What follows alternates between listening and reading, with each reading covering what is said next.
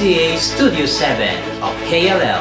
This is News on the Spot. Good afternoon, I'm JR Barcelon and this is News on the Spot. This is our headlines for today. Celebration of the 124 years of Independence Day held in Lipa City. Find out this news later. Bea Alonso and Yaloxin throw baby shower for Dimples Romana.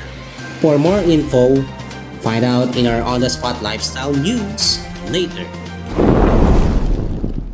This student of Kolehiyo ng Lungsod ng Lipa celebration by conducting a culminating activity.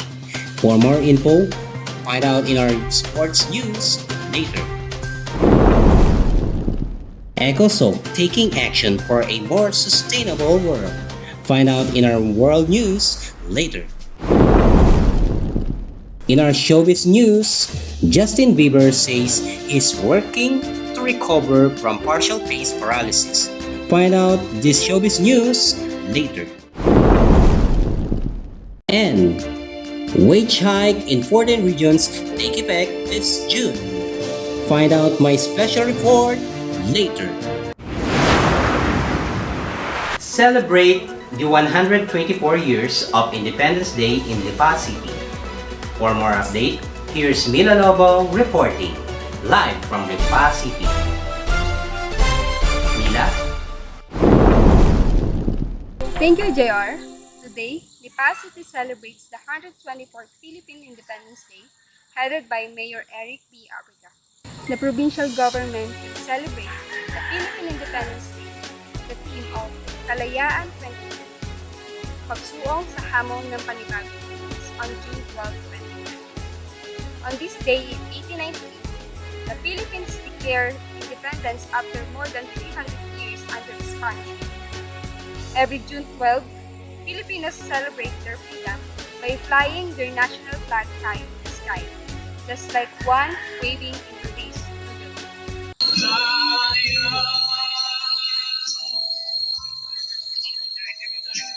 And I'm Mila Lobo, reporting from News on the Spot. Back to you, JR. Bea Alonso, Angel Oxin throw baby shower for Dimples Romana. For more update, here's Mika Fuentes in the Spot Lifestyle. Go ahead, Mika. Bea Alonso, Angel Oxin are ended true besties of Dimples Romana. The two actresses organized a travel team baby shower for the soon-to-be Mamo Street. On Instagram, Thursday, Bea, Angel, and Dimples shared several photos of the party. What I thought was a brand should turn out to be one of the most beautiful surprises ever to happen in my life, Dimples wrote. My friends truly are the biggest stars in the universe, not just because they are famous and respected in what they do, but ultimately because they know how to share their light, she added. Dimples also said she is grateful to have a real friends who will take the time to celebrate milestones with her family. I was never the one to ask for anything special. A genuine friendship that I can rely on times of loneliness and defeat would be more than enough for me. But somehow the heavens decided to give me more than what I deserve, she said. And this is Rika May Fuentes in the News on the Spot. Students of Kolehiyo ng Lungsod ng Lipa celebrating a culminating activity. For more info, here's Adrian Dreo on Sports News. Adrian.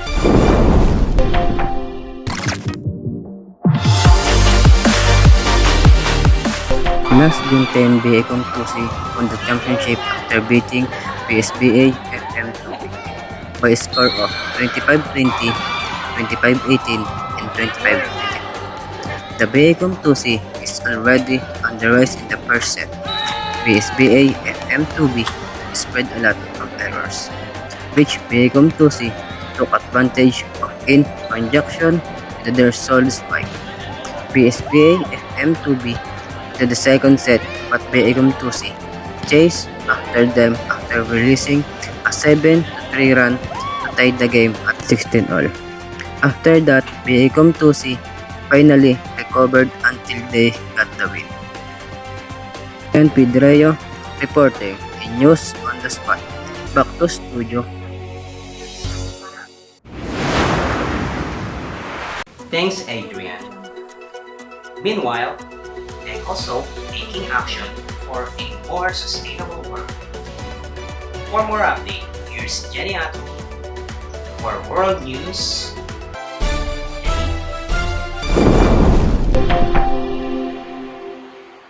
Yes, JR.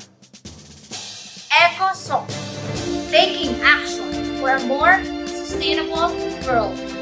Revitalization of the global partnership for sustainable development and the application of science and technology will assist our response and recovery. For optimal results, however, leaders must consciously empower youth and enable innovation. Sustainable food and energy security must also stay at the forefront of our considerations, given the impact that COVID-19 has had on global supply chains. The United Nations Economic and Social Council, EcoSoc, has set the international community's most urgent priority for taking action on sustainable development. EcoSoc operates at the center of the UN system's work on all three pillars of sustainable development: economic, social, and environmental. It is the unifying platform for integration and action on sustainable development, and it links the setting of global norms with their implementation. That's all for today's World News. This is Jenny Aton reporting in News on the Spot. Back to you, JR.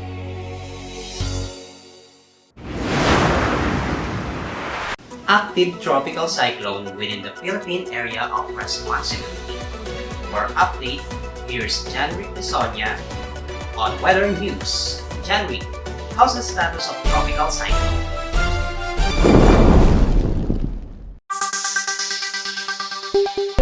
Thank you, JR.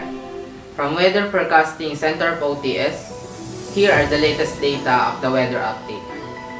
As of today, there is an active tropical cyclone within the Philippine area of responsibility. The ridge of high pressure area will be dominating weather system to affect northern and central Luzon area. Bicol region and eastern Visayas will experience cloudy skies with scattered rain showers and thunderstorms. We will continue to monitor and inform the public of any significant weather changes occur.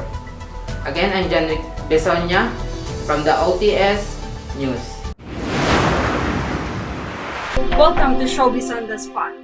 Canadian pop singer Justin Bieber disclosed that he was diagnosed with a virus that left off his face paralyzed and forced him to cancel some upcoming performances to focus on recovery. In a video posted on Instagram, Bieber said he had contracted Ramsay-Hunt syndrome, which affected nerve in his ear and face. And Bieber said he was physically unable to perform his upcoming shows, but was doing facial exercises and expected to recover. And that's it for our Showbiz on the Spot. I'm Julian Marzo. Keep it here at News on the Spot. Back to studio.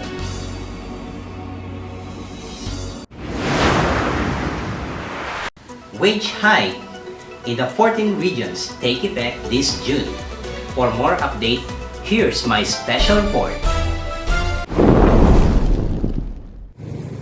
We hope that minimum wage increase should be implemented immediately by the Department of Labor and Employment for the workers' benefits. It is timely, and it is good that the different wage board approved the requested wage hike in every region, although it is not enough. Why? Sa pagtaas kasi ng presyo ng lahat ng bilihin, no? Hindi na talaga makasabay ang ordinaryong tao. Biruin mo, kasabay ng pagtaas ng presyo ng gasolina kung saan wala ng kinikita ang isang ordinaryong super, no?